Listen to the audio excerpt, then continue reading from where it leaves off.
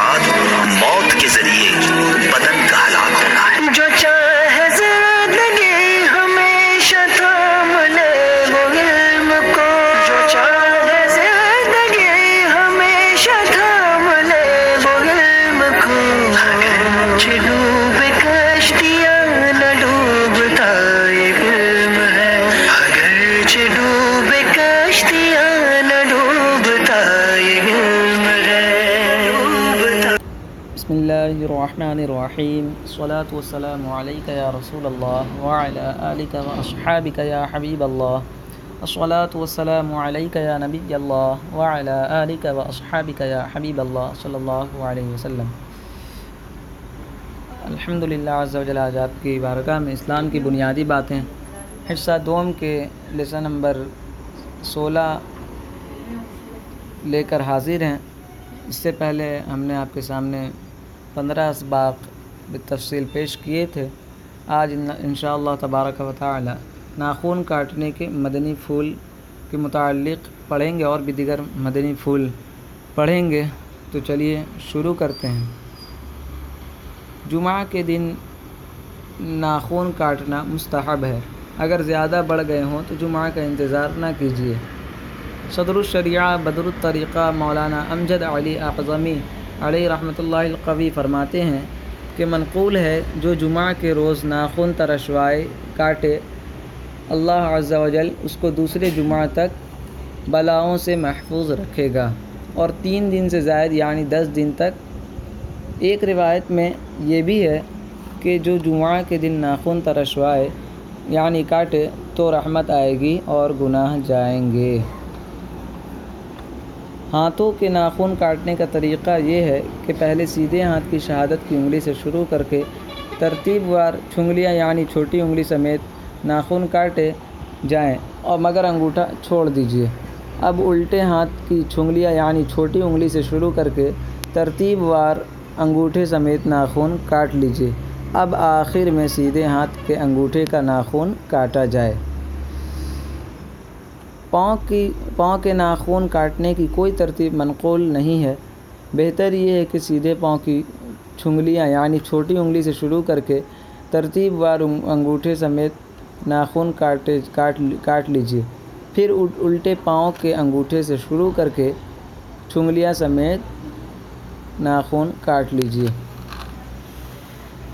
دانت سے ناخن کاٹنا مکروہ ہے اور اس سے برس یعنی کوڑھ کے مرض کا اندیشہ ہے۔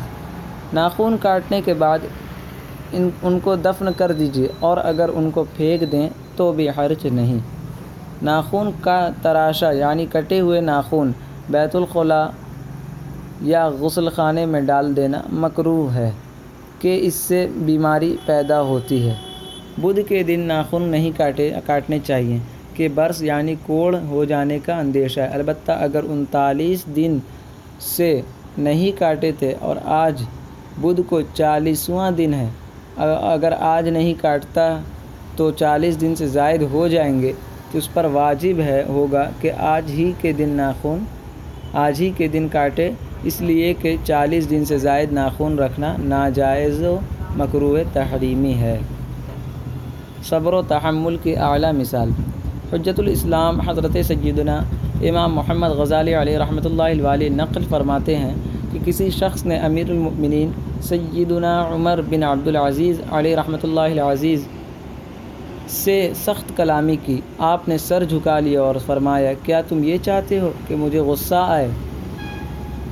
آ جائے اور شیطان مجھے تکبر اور حکومت کے غرور میں مبتلا کرے اور میں تم کو ظلم کا نشانہ بناؤں اور بروز قیامت تم مجھ سے اس کا بدلہ لو؟ مجھ سے یہ ہرگز نہیں ہوگا۔ یہ فرما کر خاموش ہو گئے۔ کیمیائے سعادت جلد 2 صفحہ نمبر 1597۔ انتشارات گنجیہ تہران۔ گھر میں آنے جانے کے مدنی پھول۔ گھر میں داخل ہونے سے پہلے یہ دعا پڑھیے، بسم اللہ ولجنا بسم اللہ خرجنا وعلی ربنا توکلنا۔ ترجمہ: اللہ عز و جل کے نام سے ہم گھر میں داخل ہوئے اور اللہ عز و جل کے نام سے ہم گھر سے اللہ عز و جل کے نام ہی نام سے ہی باہر نکلے اور ہم نے اپنے رب پر ہی بھروسہ کیا۔ نگاہیں نیچی کر کے گھر میں داخل ہوں، پہلے دایاں پاؤں رکھیے۔ گھر میں داخل ہوں تو پہلے سلام کیجیے۔ گھر سے باہر جائیں تو بھی سلام کیجیے۔ گھر سے نکلتے وقت پہلے بایاں پاؤں باہر نکالیں۔ جب گھر سے باہر نکلیں تو یہ دعا پڑھیے: بسم اللہ توکلت علی اللہ لا حول ولا قوت الا باللہ۔ ترجمہ: اللہ عز و جل کے نام سے میں نکلتا ہوں اور میں نے اللہ عز و جل پر بھروسہ کیا۔ گناہ سے بخشنے کی قوت اور نیکی کرنے کی طاقت اللہ عز و جل ہی کی طرف سے ہے۔ جوتے پہننے کے مدنی پھول۔ جوتا پہننے سے پہلے جھاڑ لیجیے، پھر بسم اللہ الرحمن الرحیم پڑھ کر پہنیے۔ پہلے دائیں پاؤں میں پھر بائیں پاؤں میں جوتا پہنیے۔ جوتے کو پہلے بائیں پاؤں سے پھر دائیں پاؤں سے اتاریے۔ ایک جوتا پہن کر نہ چلیے، دونوں پہن لیجیے یا دونوں اتار دیجیے۔ بیٹھیں تو جوتے اتار لیجیے۔ لباس پہننے کے مدنی پھول۔ سفید لباس ہر لباس سے بہتر ہے۔ پاجامہ ٹخنوں سے اوپر رکھیے۔ کپڑے پہنتے وقت دائیں طرف سے شروع کیجیے۔ پہلے کرتے کی دائیں آستین میں ہاتھ داخل کیجیے، پھر بائیں آستین میں۔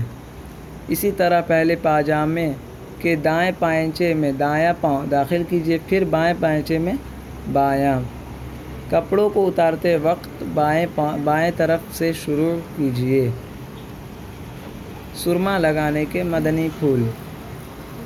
اطمد کے 4 حروف کی نسبت سے سرما لگانے کے 4 مدنی پھول۔ تمام سرموں میں بہتر سرما اطمد ہے کہ یہ نگاہ کو روشن کرتا ہے اور پلکیں اگاتا ہے۔ پتھر کا سرما استعمال کرنے میں حرج نہیں، اور سیاہ سرما یا کاجل بقصد زینت یعنی زینت کی نیت سے مرد کو لگانا مکروہ ہے، اور زینت مقصود نہ ہو تو کراہت نہیں۔ سرما سوتے وقت استعمال کرنا سنت ہے۔ سرما استعمال کرنے کے 3 منقول طریقوں کا خلاصہ پیش خدمت ہے۔ نمبر 1، کبھی دونوں آنکھوں میں 3 سلائیاں، اور نمبر 2، کبھی دائیں آنکھ میں 3 اور بائیں میں 2۔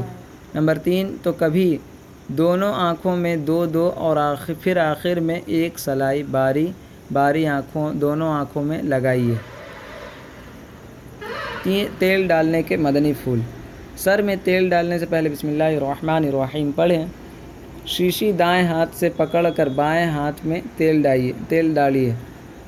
دائیں ہاتھ کی انگلی سے دائیں اور پھر بائیں طرف کے ابرو پر تیل لگائیے۔ اس کے بعد دائیں اور پھر بائیں پلک پر۔